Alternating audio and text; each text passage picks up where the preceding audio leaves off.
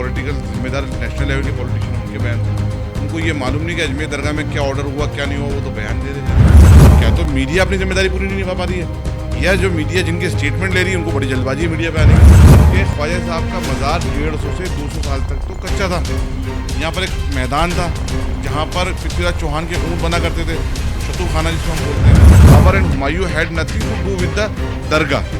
It is said that Sultan Ghiyasuddin Khilji he was the son of the Mahmud Khilji.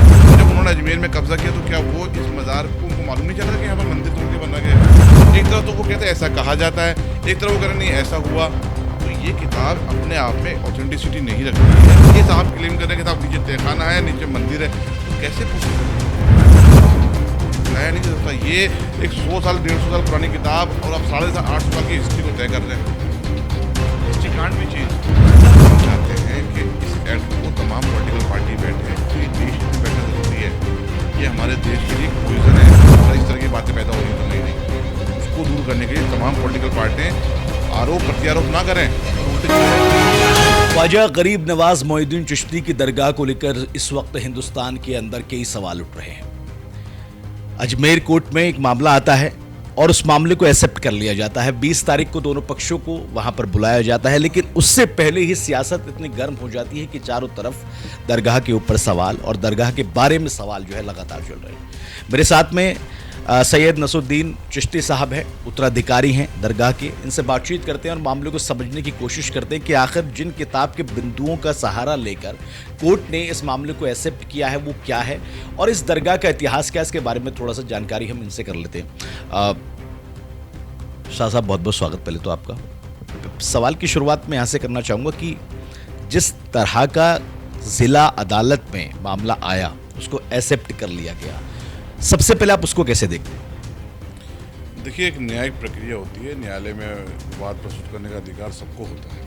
Civil प्रक्रिया संहिता हमारे देश में है, उसके तहत वाद प्रस्तुत किया गया। ये सिविल वाद पेश किया गया और न्यायालय ने शायद उसको सुनवाई हेतु उचित समझा और उसको सुनवाई के लिए निहित किया गया है 20 दिसंबर को। और जिसको पार्टी बनाया गया है इस मौजूदा वाद में, उन तीनों पक्षकारों को नोटिस जारी किए गए हैं। तो वो तीनों पक्षकार जो हैं, यहाँ पर ये बड़ी नोट करने की बात है कि तीनों पक्षकार जो हैं, एक तो दरगाह कमेटी जो यहाँ की स्टैच्यूटरी बॉडी है, दरगाह ख्वाजा साहब एक्ट के तहत काम करती है, और माइनॉरिटी मिनिस्ट्री का एक विंग है, सरकार का विभाग है। एक मिनिस्ट्री ऑफ माइनॉरिटी अफेयर्स को पार्टी बनाया है, एक आर्कियोलॉजिकल सर्वे ऑफ इंडिया को। इन तीनों को पक्षकार बनाया गया है। इसमें इम्पोर्टेंट बात ये रही कि अजमेर दरगाह के जो स्पिरिचुअल हेड हैं और आधिकारिक जो ऑफिस है, ऑफिस ऑफ द सज्जादा नशीन, जो मेरे वालिद है मौजूद सज्जादा नशीन, क्योंकि अजमेर में दरगाह ख्वाजा साहब एक्ट में दरगाह नाज़रीन को ऑफिस का जिक्र है और ऑफिस ऑफ सज्जादा नशीन के बारे में जिक्र है। तो उनको पार्टी नहीं बनाया गया है और हम सज्जादा नशीन के साथ साथ गरीब नवाज की औलाद की हैं। ठीक है, वो हमारी एक अलग कानूनी बात है कि हमें उसमें क्या आगे राय अमल तय करना है, वो हम लोग तय करेंगे after detail discussion with the lawyers. ये बात सही है कि दावा पेश किया है, दावा पेश भी होता है, खारिज भी होता है, लेकिन ये जो नई परिपाटी डाली जा रही है कि हर इंसान खड़ा हो रहा है, देश में देखने में आ रहा है आए दिन कोर्टों में एप्लीकेशनें मूव की जा रही हैं और कभी किसी मस्जिद में सवाल किया जा रहा है कि यहाँ पर सर्वे कराया जाए, यहाँ पर मंदिर था, कभी किसी दरगाह पे किया जा रहा है। तो ये बहुत दुर्भाग्यपूर्ण है, देश हित में भी नहीं है, समाज के हित में भी नहीं है। इन सब चीज़ों के लिए हम लोगों को सबको एक साथ बैठना होगा, चाहे वो पॉलिटिकल लोग हों, चाहे देश के जिम्मेदार हों, कि इस तरह की जो ये process of abusing the process of law है, कानून का बेजा इस्तेमाल किया जा रहा है, इसको कैसे रोका जाए। और पब्लिसिटी स्टंट के लिए लोग तो ऐसी हरकत कर जाते हैं, लेकिन अजमेर जैसे जो पवित्र इसमें रूहानी मरकज़ है, जहाँ से तमाम दुनिया का हिंदू मुसलमान सिख ईसाई सब जुड़ा हुआ है, उनकी अकीदत को, उनकी आस्था को किस प्रकार से ठेस पहुँचती है, ये बड़ा इंपॉर्टेंट इशू है। अच्छा चिश्ती साहब, आपने क्योंकि जिक्र किया पब्लिसिटी स्टंट का, मैं दो चीज़ें आपके सामने लाना चाहता हूँ। पहला, संभल जमा मस्जिद को लेकर भी जिला अदालत ने ही सर्वे के वहाँ पर आदेश दिए थे। उसके बाद एक बयान जो है, सिर्फ सुप्रीम कोर्ट जो है वो निर्देश देता है कि जिला अदालत अब इसमें कोई भी एक्शन नहीं लेगी जब तक इसमें हाई कोर्ट इन्वॉल्व नहीं होगा, यानी जिला अदालत की कार्रवाई को रोक दी जाती है। दूसरा, पिछले कुछ दिनों से जब से संभल वाला और ये अजमेर वाला मामला आया, मोहन भागवत का एक बयान बड़ा फेमस हो रहा, उन्होंने कहा था कि हर किसी मस्जिद के नीचे मंदिर को ढूंढना सही नहीं है। आप दोनों इंसिडेंट को कैसे देखते हैं? देखिए, संभल की जहाँ तक बात है, संभल का जो भी वहाँ पर हालात हुए हैं वो बहुत दुर्भाग्यपूर्ण है, बहुत दुखद है और किसी भी सभ्य समाज के लिए वो सही नहीं है। जैसे 4 या 5 बच्चों की नाहक जान चली गई, उनकी मौत हो गई, बहुत दुख की बात है। किसी का कुछ नहीं गया। जिनको पब्लिसिटी स्टंट लेना था उन्होंने कर लिया, जिनको पॉलिटिक्स करनी थी उन्होंने पॉलिटिक्स कर ली, लेकिन वो 4-5 जो बच्चे जो जिनका इंतकाल हुआ है, जिनको मारा गया है, वो किसी घर के चिराग थे, वो कुछ नहीं। और मैं समझता हूँ वहाँ पर भी अदालत की प्रक्रिया पे तो मैं बोलूँगा नहीं, लेकिन जैसा हमें जानकारी मिली है कि बहुत जल्दबाजी में सारे काम हुए हैं, शायद मैं समझता हूँ उसको सही तरीके से अगर एग्जीक्यूट किया जाता तो इस तरीके के हालात नहीं होते। अब क्या कमियां रही वो तो ग्राउंड रिपोर्ट पूरी आ जाए, क्योंकि मीडिया पे तो मैं देख रहा हूँ, मीडिया पे तो हमें इसलिए मीडिया की न्यूज़ पे पूरी तरीके से यकीन नहीं कर पाता हूँ, क्योंकि मैंने अजमेर दरगाह की मैं आपको मिसाल दे देता हूँ। 3 दिन से अजमेर दरगाह बर्निंग इशू बना हुआ नेशनल मीडिया का। जो जिम्मेदार मिनिस्टर्स हैं, कैबिनेट मिनिस्टर, मैंने उनके बयान सुने, जो पॉलिटिकल जिम्मेदार नेशनल लेवल के पॉलिटिशियन उनके बयान सुने, उनको ये मालूम नहीं कि अजमेर दरगाह में क्या ऑर्डर हुआ क्या नहीं हुआ, वो तो बयान दे रहे जा रहे हैं कि साहब अजमेर दरगाह में इंस्पेक्शन का सर्वे का ऑर्डर हो चुका है, जबकि अभी तो सिर्फ वाद प्रस्तुत हुआ है, संबंधित पार्टी को नोटिस जारी किए गए हैं, लेकिन उन जनाब ने तो स्टेटमेंट जारी कर दिया कि साहब अजमेर दरगाह में सर्वे का ऑर्डर। गिरिराज सिंह की बात कर रहे हैं शायद? बिल्कुल, गिरिराज सिंह का भी सुना, उनके अलावा दूसरे पॉलिटिकल लोगों को सुना। मैं समझता हूँ जिम्मेदारी से पहले पूरी जानकारी हासिल हो, फिर पब्लिक में आप स्टेटमेंट देते हैं, कोई भी देता है, चाहे पॉलिटिकल हो चाहे इवन मिनिस्टर्स हों, तो जानकारी पूरी लेने के बाद में अगर पब्लिक को एड्रेस करें तो ज़्यादा अच्छा है। आप भी अब यहाँ आए, आपने देखा है, अभी आपको मैं बता रहा हूँ, किसी वाद प्रस्तुत हुआ है, वाद को सुनवाई हेतु निहित किया गया है और संबंधित पार्टीज को नोटिस जारी किए गए, लेकिन मीडिया में 2 दिन तक खबर ये चली कि साहब सर्वे के ऑर्डर हो गए। तो अब सोचिए समाज में मैसेज क्या दे रहे हैं। तो क्या तो मीडिया अपनी जिम्मेदारी पूरी नहीं निभा पा रही है, या जो मीडिया जिनके स्टेटमेंट ले रही है उनको बड़ी जल्दबाजी है मीडिया पे आने की। तो इन सब चीज़ों से बचने की ज़रूरत है। अब ये मौजूदा वाद जो प्रस्तुत किया गया है वो तो हिंदू सेना के अध्यक्ष हैं, उन्होंने प्रस्तुत किया है। अब उन्होंने मेन जो बात पूरा जो वाद का जो बेस है वो एक किताब के ऊपर हुआ है। मैं उस किताब पे आ रहा हूँ चिश्ती साहब, क्योंकि आपने मिसकम्युनिकेशन की बात कही। इससे पहले जब मैं दरगाह के सामने आपको जो है वहाँ का हाल बता रहा था तो आपने देखा होगा मैंने यही कहा था कि 20 तारीख को दोनों पक्षों को सुनवाई के लिए बुलाया, वाद दाखिल हुआ है, अभी तक किसी भी तरह का एक्शन या फिर किसी भी तरह का आदेश सर्वे का नहीं हो पाया, ये मेरे बताया। चिश्ती साहब भी ये बता रहे हैं। चिश्ती साहब, जो आप किताबें लेके बैठे हैं इसमें कुछ पॉइंट मैं आपको थोड़ा सा बता देता हूँ, उसके बारे में बताइए। वाद जो दाखिल किया गया उसमें लिखा है कि पेज नंबर 93 पर लिखा गया कि दरगाह के बुलंद दरवाजे की उत्तरी तरफ तीसरी मंजिल पर छतरी है, वो किसी हिंदू इमारत के हिस्से से बनी हुई है। दरवाजा और छतरी की सतह पर खूबसूरत नक्काशी को चुने और रंग पुताई से भर दिया गया। पहला, मैं पॉइंट टू पॉइंट आता हूँ, पहले इसके बारे में देखिए, मैं आपको इस किताब का पूरा सार ही बता देता हूँ। ये जो पर्टिकुलर चैप्टर है दरगाह के बारे में, दरगाह के बारे में उन्होंने जो कुछ भी कहा है तो उसमें मैं स्पष्ट कर देता हूँ चीज़ आपको। पेज नंबर 90 से ही है कि उन्होंने कहा ट्रेडिशनल सेज। देखिए ये पूरा पैरा लिखा, tradition says the inside, tradition says मतलब ऐसा कहा जाता है। अब आप पेज नंबर 94 की बात भी करेंगे तो उसमें भी 93 में भी ऐसा कहा जाता है। देखिए, कभी भी कोई राइटर कोई किताब लिखता है तो उस किताब के अंदर राइटर अगर वो इतिहासकार है तो वो ये ज़रूर लिखेगा कि भाई उसने ये कोटेशन या ये वर्ड्स या ये वाक़यात ये मामलात ये बातें कहाँ से कोट कर रहा है, उसका रेफरेंस देगा नीचे बाकायदा। यानी इसका मतलब ये है कि माना जाता है, कंफर्म नहीं है, कंफर्म नहीं, हाँ कहा जाता है, ऐसा कहा जाता है। तो अब जाहिर सी बात है 50 जने बैठते हैं तो 50 जनों में 2 जने कुछ और बात बोलेंगे, 2 जने कुछ और बात बोलेंगे। तो इस किताब की ऑथेंटिसिटी हम इसलिए नहीं मानते हैं कि हरविला शारदा जी एक सम्मानित व्यक्ति थे, पढ़े लिखे इंसान थे, लेकिन वो हिस्टोरियन नहीं थे और वो कोई लीगल अथॉरिटी नहीं थे। अब इसी किताब के अंदर ये क्या कहते हैं सुनिए, पेज नंबर इसमें पेज नंबर 92 में वो खुद कह रहे हैं, जैसे कि कल अजमेर दरगाह के जो आध्यात्मिक प्रमुख ज़ैनुल आबिदीन साहब ने प्रेस कॉन्फ्रेंस करके खुद ने कहा है, पूरा इतिहास बताया दरगाह का कि ख्वाजा साहब का मज़ार 150 से 200 साल तक तो कच्चा था। यहाँ पर एक मैदान था जहाँ पर पृथ्वीराज चौहान के ऊँट बना करते थे, शतुर खाना जिसको हम बोलते हैं, तो वहाँ पर उस स्थान पे गरीब नवाज आके बैठे थे जब शुरुआत। एक पूरा फेमस किस्सा सब किताबों में लिखा हुआ है। लेकिन गरीब नवाज को दफनाया भी उसी मैदान में गया। 1100 ईस्वी की बात है। 1192-95 के अंदर गरीब नवाज हिंदुस्तान में आए और 1236 में आपका विशाल हुआ अजमेर शरीफ में। और अगर मुगलों से जोड़ते तो मुगल 1526 के हैं, तो करीब 300, 350, 400 साल का गैप हो गया। अब इस किताब में देखिए ये खुद हरविला शारदा जी खुद क्या कहते हैं, it is difficult to determine who build the first Muslim Babur and Humayun had nothing to do with the dargah. It is said that Sultan Ghayasuddin Khilji, he was the son of the Mahmud Khilji. Okay, and he was the great devotee of the Sufi Hamuddin Naguri रहमतुल्लाह अलैह, who was the second Khalifa of Khwaja Sahab. तो उनके जो grand son थे मखदूम हुसैन नागौरी, ये खुद लिख रहे हैं वो. That the sultan Ghiyasuddin of Mandu 1459 से 1500 के बीच में वो रहा. 1469 से 1500 तक के बीच रहा. Had invited the Khwaja Makhdoom Hussain. He was the grandson of the Makhdoom Sufi Hamiduddin Nagauri. सूफी हमीदुद्दीन नागौरी जो थे वो ख्वाजा साहब के दोयम खलीफा थे और उनके पोते थे मखदूम हुसैन नागौरी. इनको एक रूहानी कुर्बत थी इनसे, गयासुद्दीन और महमूद खिलजी को. जब महमूद खिलजी ने अजमेर को फतेह किया, अजमेर में कब्जा किया, उसके बाद में उसके बेटे ने इनाम इकराम दिया उनको बहुत. ठीक है, इनाम इकराम तो वो थे फ़कीर नुमाश इंसान थे मखदूम हुसैन नागौरी. उन्होंने कहा नहीं भाई, जो पैसा आप जो मुझे इनाम इकराम दे इसके बदले हम ये गरीब नवाज का गुम्बद बनाए थे. ये खुद लिख रहे हैं कि गरीब नवाज का गुम्बद पहली बार इन्होंने बनाया. चीफ रिजा है बोलो ख्वाजा साहब पूरा लिखा ग्रेव. तो जब गुम्बद इन्होंने बनाया 150 से ये 1236 का इंतकाल हुआ और 1438 या 50-60 के अंदर ये गुम्बद बना. तो इस दौरान तो यहाँ पर मैदान था, कुछ भी नहीं था.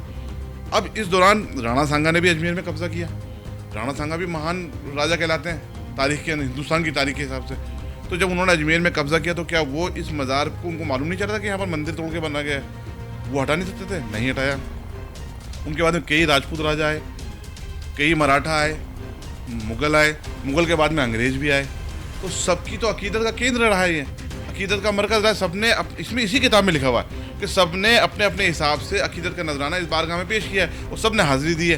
तो अब इस किताब के कौन से वर्जन को मानेंगे आप? एक तरफ तो वो कहते हैं ऐसा कहा जाता है, एक तरफ वो कह रहे नहीं ऐसा हुआ. तो ये किताब अपने आप में ऑथेंटिसिटी नहीं रखती है. गरीब नवाज का मज़ार 150 से 200 साल तक कच्चा था. तमाम राजपूत राजा, मुग़ल, मराठा, यहाँ तक अंग्रेज़, आप देखेंगे क्वीन विक्टोरिया का हौज अंदर, ठीक है, सब ने इस बारगाह से अकीदत रखी है, सब ने हाज़िरी दी है. गरीब नवाज का जो मज़ार आज की तारीख में एग्जिस्ट कर रहा है, तो आपका मज़ार मुबारक के चारों तरफ जो चांदी का कटहरा है वो जयपुर महाराज का चढ़ाया हुआ है. 42,961 तोला चांदी लगी हुई है उसमें. तो जब राजपूत राजा, जो महान राजा गुजरे इस मुल्क के अंदर, अजमेर मेरवाड़ा का इतिहास है, राजस्थान का इतिहास बहुत फेमस रहा है, राजपूत राजा बहुत शूरवीर थे, उन लोगों की अकीदत इस बारगाह से जुड़ी हुई थी. क्या उनकी नॉलेज में नहीं आया कभी कि मंदिर था तोड़ के बनाया गया? उन्होंने कभी आपत्ति नहीं करी? क्या उनके धर्म के अंदर आपको डाउट करेंगे? नहीं. यानी चिश्ती साहब आप ये कह रहे हैं कि इस किताब का जो हवाला दिया गया तो इसमें से एक पर्टिकुलर पार्ट उठा के बाद जो है डाला. जी हाँ, बिल्कुल. उन्होंने अपने मतलब की बात उठा ली कि उसमें वो भूल गए कि वो ट्रेडिशन सेस लिखा हुआ है. कहीं ऑथेंटिसिटी, अब ऑथेंटिसिटी की अगर आप बात करें सरकार की, तो देखिए हमारी दरगाह भारत सरकार के अधीन आती है. इनका मैनेजमेंट सब माइनॉरिटी मिनिस्ट्री के जरिए दरगाह ख्वाजा साहब एक्ट बना हुआ है. बाकी हिंदुस्तान में जितनी दीगर दरगाह हैं वो सब वक्फ एक्ट के अंदर, स्टेट वक्फ बोर्ड के अंडर में आती है. अजमेर दरगाह का एक्ट अलग है. जब अजमेर दरगाह का एक्ट बन रहा था, जब इसकी कवायद शुरू हुई, इसका प्रोसेस स्टार्ट हुआ, तो 1950 में गवर्नमेंट ऑफ इंडिया ने एक माल एडमिनिस्ट्रेशन के लिए, यहाँ के इंतज़ामों को लेकर के, तमाम यहाँ के मामलात को लेकर के और अच्छी सहूलत कैसे फराम कराई जाए जाने को लेकर, एक गवर्नमेंट ऑफ इंडिया ने जस्टिस गुलाम हसन, जो इलाहाबाद हाई कोर्ट के उस वक्त के सिटिंग जज थे, उनकी अध्यक्षता में एक कमेटी बनाई, इंक्वायरी कमेटी. उस इंक्वायरी कमेटी की रिपोर्ट ये देखिए आप. ये आधिकारिक डॉक्यूमेंट है, ये आधिकारिक नहीं, ये इसकी कोई लीगल ऑथेंटिसिटी नहीं है अंडर द लॉ. ये रहा जस्टिस गुलाम हसन की. अच्छा, ये यहाँ पर लिखा हुआ है Dargah Khwaja Sahib Ajmer committee of inquiry. ये लिस्ट पे लिखा हुआ है, रिपोर्ट ऊपर भी लिखा हुआ है, बिल्कुल. ये रहा प्रिंटेड इन इंडिया, ये लिखा हुआ है manager government of India, press new Delhi. ये पार्लियामेंट पेश हुई है बाकायदा. अच्छा, अब इसका पेज नंबर 18 देख लें, इसमें भी वही हिस्ट्री दी हुई है. ये गरीब नवाज का मज़ार तो कच्चा था.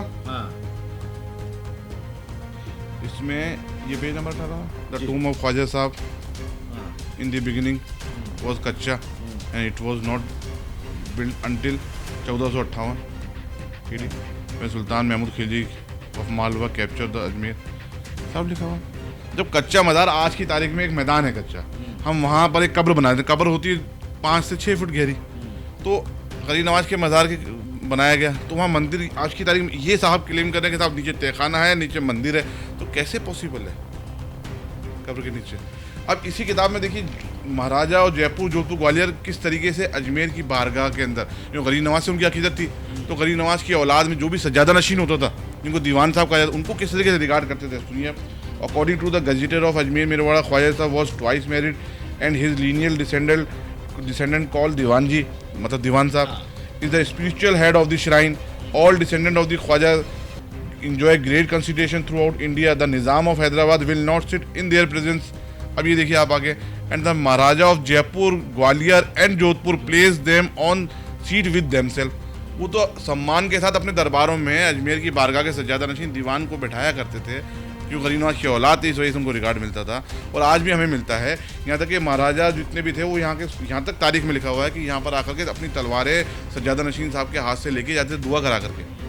ऐसी अकीदत जुड़ी हुई है। यानी आस्था रही है यहाँ पर बड़े बड़े लोगों की, राजा महाराजा इनकी सबकी आस्था रही है। अब यही रिपोर्ट जो है, यही हिस्ट्री सुप्रीम कोर्ट का जो फुल बेंच का जजमेंट है, फुल बेंच के जजमेंट में सुप्रीम कोर्ट ने कोर्ट करी है यही हिस्ट्री, सेम हिस्ट्री को।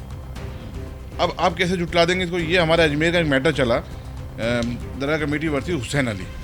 ये फुल बेंच कॉन्स्टिट्यूशनल बेंच, पूरी 5 जजों की बेंच थी, उसका जजमेंट है AIR 1961 पेज नंबर 1402 से ये 1419 तक ये रिपोर्टेड जजमेंट, रिपोर्टेबल जजमेंट है। इसमें भी सेम वही लिखी हुई है history. Consent in the region of on one of the Malwa king उस डायनेस्टी रूल ओवर द इतना 1531 तक उसने डायनेस्टी की। ये तो बने ही टोम्स नॉर्म में। अब आप जो 200 साल तक टोम कच्चा, ये सेम रिपोर्ट अगर आप हिस्ट्री देखेंगे, ये जॉइंट पार्लियामेंट्री कमेटी ने भी वही हिस्ट्री दी। ये जॉइंट पार्लियामेंट्री कमेटी जो वफ़ पे बनी थी 2002 के अंदर, दरगाह ख्वाजा साहब के ऊपर भी इसमें मेन इशू दरगाह ख्वाजा साहब का ही था। इसकी रिपोर्ट 20 दिसंबर 2002 को पार्लियामेंट में पेश की गई। देखिए थोड़ा सा इसको करीब लाइए, अच्छे से साहब थोड़ा इसको दिखाइए। ये इस पे देखेंगे आप, हाँ देखिए, parliament of India Rajya Sabha, 6th report of joint parliamentary committee on the functioning of Waqf board on dargah Khwaja Sahib Ajmer, दिसंबर 2002 में दिसंबर 2002 की है ये पेश की गई। अब इसमें ये हिस्ट्री अजमेर की दी हुई, कहीं हिस्ट्री के अंदर कहीं आपस में चेंजेस नहीं है, एकदम बहुत स्पष्ट तौर पे हिस्ट्री दी हुई है। अगर ये इतने आधिकारिक दस्तावेज हैं, अगर इस तरह की कोई बात होती मंदिर की या कंट्रोवर्शियल बात, तो इसमें आती। इसके अलावा जब दरगाह ख्वाजा साहब एक्ट 1955 में जब पेश किया गया, उस पर डिबेट हुई, उस डिबेट में गरीब नवाज की हिस्ट्री पूरी दी हुई है, तो पार्लियामेंट के डॉक्यूमेंट मौजूद है, पूरी डिबेट मौजूद है। तो ये तो आधिकारिक डॉक्यूमेंट हो गए। ये मैं आपको सिर्फ इसलिए मैं दिखाई 4 बार में किताबें आपको, ये लीगल अगर हम बात करते हैं लीगल एस्पेक्ट से, तो लीगल एस्पेक्ट के तौर पे तो ये लीगल डॉक्यूमेंट है।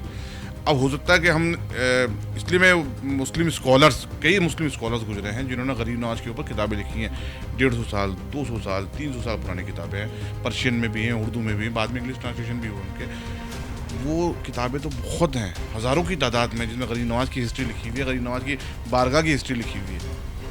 तो झुटलाया नहीं जा सकता। ये एक 100 साल 150 साल पुरानी किताब और अब 850 साल की हिस्ट्री को तय कर रहे हैं। History can't be change. साहब दीवान साहब बात बता रहे थे कि वो नक्काशी के बारे में, जो जिस नक्काशी के बारे में अक्सर चर्चा चल रही है, अभी न्यूज़ चैनल्स में भी वो नक्काशी के बारे में दिखा रहे हैं, वो क्या है? कोई नक्काशी नहीं है। बुलंद दरवाजे की आप बात कर रहे हैं, वो भी महमूद खिलजी के दौर में बना है। बुलंद दरवाज़ा, जाहिर सी बात है, वो बुलंद दरवाज़ा बना हुआ ऊपर, आप जाके अभी भी कोई भी देख सकता है उसको। वहाँ किसी प्रकार से भी आपको इस तरह की नक्काशी नहीं मिलेगी। हाँ, कंस्ट्रक्शन की अगर आप बात करते हैं तो हिंदुस्तान की सभ्यता, हिंदुस्तान में कंस्ट्रक्शन होगा तो जो राजा महाराजा थे, जो कोई खुद की याद के लिए बड़ी बिल्डिंगें बनाते थे, तो सारा उनका माल सामान बाहर से आता था। लेकिन जब इन बुजुर्गान दिन की बारगाह में कुछ बनता तो जाहिर सी बात है कुछ हो सकता है, यहाँ के यहीं की शैली इस्तेमाल की जाएगी, तो इसको आप नहीं कह सकते। लेकिन मैंने जहाँ तक देखा है वहाँ पर दरगाह के अंदर, दरगाह के अतराफ में, दरगाह की बाउंड्री में आपको ना तो किसी प्रकार की कलाकृति मिलेगी, ना ही किसी प्रकार की आकृति मिलेगी, ना ही किसी प्रकार से हिंदू समाज से संबंधित किसी प्रकार का भी पद चिन्ह मिलेगा, कुछ भी नहीं है दरगाह में। यानी आप ये कह रहे हैं कि जो खबरें चल रही हैं कि मुगल शासक ने आके आक्रमण किया और यहाँ पर जो है दरगाह बनाई, ये मुगल से पहले का दौर है, आप ये कह रहे हैं? शारदा जी खुद कह रहे हैं ना, बाबर और हुमायूं ने कुछ नहीं करा। ये 92 नंबर पेज में आपको ये तो पढ़ाया। अगर वो आदमी इसी किताब को बना रहा है, मीडिया पे बैठ के देखिए, उनको उससे बोलना है, पब्लिसिटी लेनी है। और अभी आप जैसे मंत्री जी का नाम ले रहे थे, उन्होंने भी ये कहा कि साहब मुगलों ने आके हमारी इमारतें तोड़ दी। अरे तो मुगलों को तो अजमेर की बारगाह से कोई लेना नहीं। जिस किताब को आप बेस बना रहे हो वो खुद कह रहे हैं, Babar and Humayun had nothing to do with the dargah. फिर टाइम पीरियड देखिए, कहाँ 1236, कहाँ 1526 में मुगल आए, 300 साल का। फिर तो ये पॉसिबल ही नहीं है। ये सब पब्लिसिटी स्टंट है।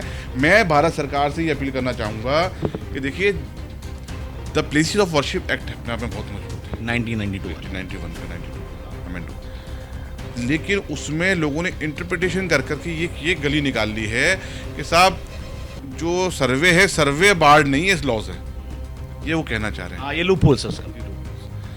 मेरा मानना तो ये कि सर्वे भी उसमें कवर होता है, बार्ड है बिल्कुल। क्योंकि जैसी वजह आप किसी श्राइन का, किसी धार्मिक स्थल का नेचर चेंज करने की नीयत से तो सर्वे करवा रहे हो आप, वरना सर्वे की क्या जरूरत है? क्यों सर्वे कराना चाहते हैं आप? ये मतलब है ना। तो शुरुआत हुई, लेकिन कोई बात नहीं, कोर्ट का या लोगों का अलग अलग इंटरप्रिटेशन है। हम चाहते हैं कि इस एक्ट को तमाम पॉलिटिकल पार्टी बैठे, क्योंकि देश हित में बैठना ज़रूरी है। ये हमारे देश के लिए एक पॉइजन है अगर इस तरह की बातें पैदा हो रही हैं तो। नहीं तो उसको दूर करने के लिए तमाम पॉलिटिकल पार्टियाँ आरोप प्रत्यारोप ना करें और उल्टे सीधे बयान नहीं दें गैर जिम्मेदाराना, आके बैठे इस एक्ट को इमीडिएटली अमेंड करें। देखिए 1947 से पहले जो धार्मिक स्थल थे, जो विवाद चल रहा है कोर्ट में पेंडिंग है, उसमें जो भी न्यायालय का निर्णय आता है वो सबको मान्य होना चाहिए, सबने उसका सम्मान करा भी और करना भी चाहिए। लेकिन रोज़ नए विवाद खड़े कर देंगे तो ये कैसे पॉसिबल होगा? इस तरह के समाज कैसे आगे बढ़ेगा? आपकी तरक्की में रुकावट पैदा होगी, आपके खुशगवारी माहौल के अंदर माहौल ख़राब होगा, जाहिर सी लोगों की आस्थाओं को ठेस पहुँचेगी, तरह तरह के व्यूज़ आएंगे, तरह तरह की बातें आएंगी। तो ये तो गवर्नमेंट के पार्ट से मैं अपील करना चाहता हूँ कि अमेंडमेंट किया जाए। एक माननीय न्यायालय के, मैं सुप्रीम कोर्ट ऑफ इंडिया से भी अपील करूँगा कि एक ऐसा आदेश पारित किया जाए कि जब तक, क्योंकि इस एक्ट को लेकर के, इतनी बातों को लेकर कि भाई सर्वे बाढ़ है या नहीं है, कुछ याचिकाएं सुप्रीम कोर्ट में प्रस्तुत हुई है, तो जब तक सुप्रीम कोर्ट फाइनली इसको कंक्लूड नहीं कर लेता है इस इंटरप्रिटेशन को, जब तक के लिए जितनी अधीनस्थ न्यायालय हैं उन सबको एक डायरेक्शन दे दिया जाए कि किसी प्रकार से भी किसी प्रकार की पिटीशन, दावे एंटरटेन नहीं किए जाए धार्मिक स्थल को लेकर के, कम से कम जब तक के लिए तो रोक लगे। चिश्ती साहब, एक आखिरी सवाल मैं आपसे करना चाहूँगा। देश के प्रधानमंत्री नरेंद्र मोदी ने भी कई दफ़ा यहाँ पर चादर जो है भेजी है अजमेर शरीफ पर चढ़ाने के लिए, आप उनसे क्या अपील करना चाहेंगे? साथ ही साथ अभी माहौल को देख के, क्योंकि मैं दरगाह के भी आसपास में आया, मुझे तो सब नज़र आए और खुश नज़र आए सब। देश की जनता, देश की आवाम से आप क्या अपील करना चाहेंगे, मोदी जी और आवाम दोनों के बारे में? सबसे पहले मैं आपकी बात को कहना चाहूँगा, आपके माध्यम से मैसेज जाना चाहिए कि आप खुद देख कर आए यहाँ का माहौल, सब नज़र आए, मतलब हर धर्म का आदमी नज़र आए, मुझे नज़र आए, और बहुत अच्छा माहौल है हमारे यहाँ। हमारे यहाँ के जो हिंदू शॉपकीपर्स हैं आसपास के दरगाह के एरिया के अंदर, वो अपनी दुकान खोलना, हमारे हिंदू भाई जो हैं दुकान खोलने से पहले गरीब नवाज की सीढ़ी पे अपनी चाबियाँ रख करके फिर दुकान खोलते हैं। हमारे यहाँ सब मोहब्बत है। लेकिन मीडिया पे लोगों को आने का शौक है, तो तरह तरह के बयान दे देते हैं। प्रधानमंत्री जी चादर की जो आप बात कर रहे हैं, तो ये एक परंपरा रही है 47 के बाद से, जब भी प्राइम मिनिस्टर रहे हैं उन्होंने अपने तरफ से उर्स के मौके पे चादरें भेजी हैं, और उस परंपरा को हमारे प्रधानमंत्री जी नरेंद्र मोदी जी ने भी, जब से वो आप प्राइम मिनिस्टर हुए 2014 से, जब से चादर भेजते हैं और एक बहुत अच्छा मैसेज भेजते हैं पूरे मान सम्मान के साथ, गरीब नवाज के साथ। और इन्होंने तो इतनी अच्छी परंपरा डाली है कि खुद अपने आवाज़ से बुलाते हैं यहाँ संबंधित लोगों को, और चादर उनको बड़ी इज्जत के साथ संभलाते हैं और भेजते हैं। तो मैं प्रधानमंत्री जी से भी, और मोहन भागवत जी के अपने बयान का जो कोट किया आपने 2022 वाले, लेकिन रोज एक मामला निकालना नया, ये भी नहीं करना चाहिए। हमको झगड़ा क्यों बढ़ाना है? ज्ञानवापी के बारे में हमारी कुछ श्रद्धाएं हैं, परंपरा से चलती आई, हम कर रहे हैं, ठीक है, परंतु हर मस्जिद में शिवलिंग क्यों देखना? तो भाई वो भी एक पूजा है, ठीक है, बाहर से आई है, लेकिन जिन्होंने अपनाई है वो मुसलमान, वो बाहर से संबंध नहीं रखते, ये उनको भी समझना चाहिए। क्या ज़रूरत है कि हर मस्जिद के नीचे शिवालय ढूंढा जाए, और क्या ज़रूरत है कि हर रोज़ एक नया विवाद शुरू किया जाए? ऐसी जिम्मेदार शख्सियतों को आगे आना चाहिए। माननीय प्रधानमंत्री जी को भी, जो RSS प्रमुख हैं उनको भी, और मैं तो मुसलमानों के जो जिम्मेदार हैं उनको भी बोलूँगा, हम सबको एक साथ बैठना होगा। और गवर्नमेंट ऑफ इंडिया, अगर प्रधानमंत्री जी एड्रेस करें मुल्क को इस वक्त हालात को देखते हुए, तो बहुत अच्छा होगा, क्योंकि एड्रेस करना इसलिए ज़रूरी है कि भाई जो लोग ऐसी हरकतें करें उन पर विराम लगना ज़रूरी है, और एक गाइडलाइन भी गवर्नमेंट ऑफ इंडिया की तरफ से जारी होना ज़रूरी है कि किसी भी प्रकार से कहीं का भी माहौल ख़राब नहीं होना चाहिए, और जल्दबाजी में किसी प्रकार से कोई निर्णय नहीं लिया जाना चाहिए। अच्छा चिश्ती साहब, दरगाह के आसपास के एतराफ़ के माहौल को आप सही रखने के लिए क्या हिदायत है आपने दरगाह के खादिमों को? ये देखिए, खादिमों को क्या व्यूज़ है वो तो आप, उनके जो रिप्रेजेंटेटिव बॉडी है वो अपने बयान दे रहे हैं, लेकिन दरगाह से संबंधित सभी लोग हैं, सभी मोहब्बत अमन से रहना पसंद करते हैं, और सभी अपनी जिम्मेदारी को समझते हैं, और सब ने पैगाम यही दिया है कि हम सब मोहब्बत अमन के साथ रहेंगे। कानून की लड़ाई कानून के हिसाब से लड़ी जाएगी, कोर्ट की लड़ाई कोर्ट के अंदर लड़ी जाएगी, बाहर इंशाअल्लाह ताला अल्लाह ने चाहा तो कभी किसी किस्म से कोई माहौल ख़राब नहीं होने दिया जाएगा, और जो लोग चाहते हैं माहौल ख़राब करना, उनको कामयाब नहीं होने देंगे। बहुत बहुत शुक्रिया आपका। तो हमारे साथ नसरुद्दीन चिश्ती साहब थे, उत्तराधिकारी सज्जादा नसीन, और दरगाह के बारे में जितनी चीज़ें चल रही थी, वो जिस किताब का हवाला देकर वाद जो है वहाँ पर डाला गया, प्रस्तुत किया गया, उस किताब को यहाँ पर दिखाया गया, और इनका साफ तौर पर ये कहना है कि कुछ पॉइंट एक तरह से अलग पॉइंट उठा के अपने हिसाब से वहां पर डाल दिए गए, बाकी पॉइंट में जो इस किताब में उसका जिक्र नहीं किया गया। 20 तारीख को दोनों पक्ष वहां पर जाएंगे, अपनी बात रखेंगे और जाहिर सी बात है कि दरगाह कमेटी भी वहां पर जाकर अपनी बात रखेगी। अब देखना यह होगा कि माननीय अदालत जो है दोनों पक्षों को सुनने के बाद में क्या नतीजे पर पहुंचती है। लेकिन यहां फिलहाल ख्वाजा गरीब शाह की दरगाह पे जो है माहौल बहुत अच्छा नजर आ रहा है और पूरी तरीके से सारी चीजें यहां पर काबू में नजर आ रही हैं। अजमेर से नौ नोएडा के लिए अफी हिंदुस्तानी।